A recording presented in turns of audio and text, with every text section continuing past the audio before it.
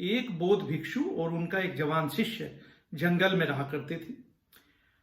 बौद्ध बहुत ही ज्ञानी व्यक्ति थे और ध्यान की अवस्था में भविष्य भी देख सकते थे। एक दिन उन्होंने ध्यान में देखा 8 दिन के बाद उनका युवा शिष्य की मृत्यु हो जाएगी।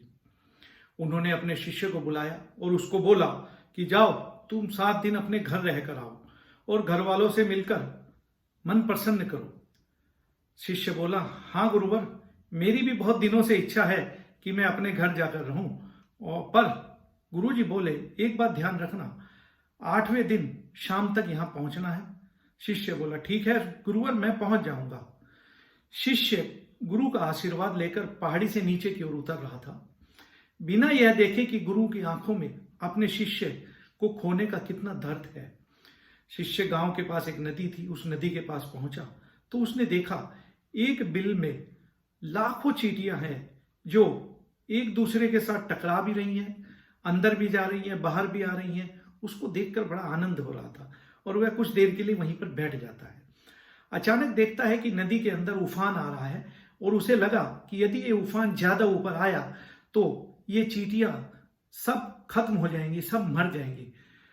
इसलिए उसने अपनी शर्ट उतारी और उसको मिट्टी में लपेट कर एक गोल तरीके का एक रिंग बनाया और बिल के चारों तरफ उसको लगा दिया ताकि पानी अंदर ना जा सके।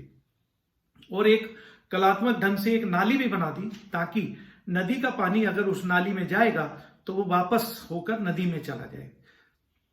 ऐसा करके शिष्य अपने गांव चला जाता है। कब 8 दिन बीत गए उसको पता भी ना चला। अचानक उसको याद आया, आज 8वां दिन है और आज तो मुझे आश्रम में पहुंचना है। वो सब तैयारी करता है और अगले दिन आश्रम के लिए निकल पड़ता है। वहां गुरुजी सोच रहे थे, आज 9वां दिन है, पता नहीं मेरा शिष्य जिंदा भी है कि नहीं। अचानक उन्होंने देखा एक इंसान दूर से चला आ रहा है। जब पास आया तो देखा, अरे ये तो उनका शिष्य है।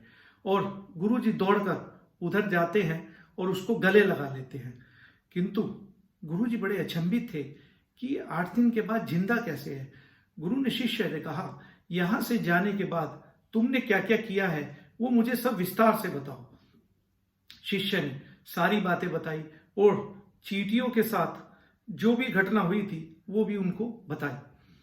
तो गुरु के मुंह से निकला, कर्म लौट कर जरूर आता है। शिष्य को समझा नहीं और उसने पूछा भी नहीं और आश्रम के कामों में लग गया। कर्मों का एक बहुत बड़ा साधारण सा सिद्धांत है कि हम जो कुछ भी करते हैं उसका कई गुना लौटकर हमें आता है, वो चाहे अच्छा कर्म हो या बुरा। अच्छे कर्म करने के लिए जरूरी नहीं है कि आपके पास पैसा हो तभी आप कर पाएंगे। किसी की जान बचानी है वही अच्छा कर्म कहलाता है? नहीं। किसी ऐसा है कि छोटी सी मदद कर देना भी अच्छा कर्म कहलाता है। किसी डीमोटिवेटेड इंसान को मोटिवेटेड कर देना भी एक अच्छा काम कहलाता है। किसी दुखी इंसान को सांत्वना देना भी एक अच्छा कर्म है। कुल मिलाकर हम किसी के दुख को कम कर पाए वो एक अच्छा कर्म है। जैसा गलत काम करने से हमको दुख का अनुभव होता है, वैसे ही अच्छे कर्म करने से हमें सुख की अनुभूति भी होती है।